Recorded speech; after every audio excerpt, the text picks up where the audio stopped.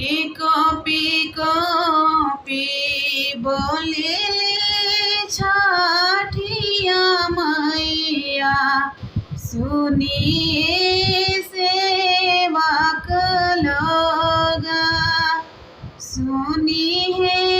सेवक लोग कि मोरा घाटे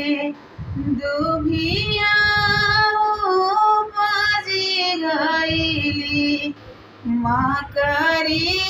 बसेर लेली ये बिनती से बोलिले देवांश बाबू सुनी है छठिया माता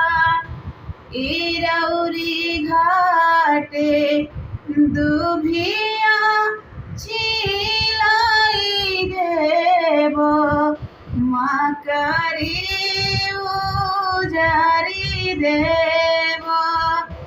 इरौरी घाटे तमुआ दानई देव चंदना